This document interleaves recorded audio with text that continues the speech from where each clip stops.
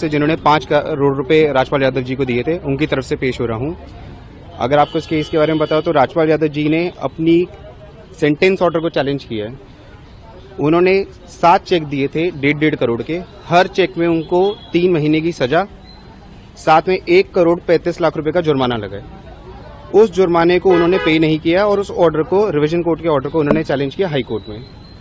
High court में challenge करने के पहले दिन पे ही कोर्ट ने ऑब्जर्व किया कि उनके केस में मेरिट नहीं है और उस दिन उनकी एप्लीकेशन जो लगी थी सस्पेंशन ऑफ सेंटेंस की, वो अलाउ नहीं हो रही थी। उसी वक्त उन्होंने पासा फेंका और बोला कि हम सेटल करने को तैयार है। ये बात है 2024 की। 2024 में उन्होंने सेटलमेंट करने का वादा किया, उसके बाद मीडिएशन में रेफर कराया।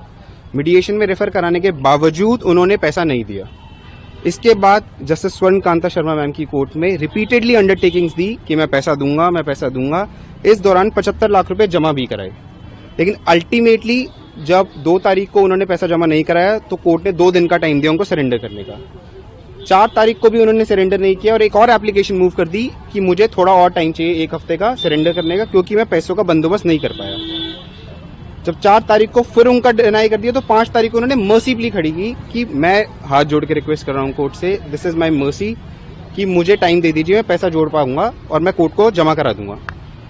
उसके बाद राजपाल यादव साहब ने सरेंडर कर दिया, अपने वकील साहब बदल लिए और अब उन्होंने फ्रेश बेल एप्लीकेशन लगाई है, ये कह के कि उनकी भतीजी की शादी है और उनको कुछ समय दिया जाए ताकि वो अपनी भतीजी की शादी अटेंड कर ले। आज की एप्लीकेशन के दौरान कोर्ट ने उनसे जब आर्ग्यूमेंट करने को कहा तो वकील साहब ने थोड़ा टाइम समय मांगा और सोमवार के लिए इसको एडजर्न कर दिया।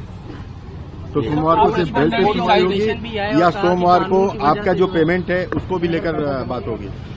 कोर्ट ने कहा कि आपका मेरिट पे कोई केस हम नहीं सुनेंगे, क्योंकि प्रीडिसेसर बेंच ने ऑलरेडी ऑब्जर्व कर दिया है ऑर्डर में कि मेरिट्स पे कोई केस नहीं है। अगर आप पैसा देने को तैयार है तो आपका केस हम सुन लेंगे।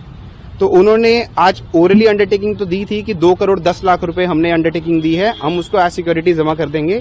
ये बात ऑर्डर शीट में नहीं आई है, क्योंकि आज ऑर्डर शीट में सिर्फ इतना ही आएगा कि उन्होंने एडजर्नमेंट सीख किया एड्रेस करने के लिए।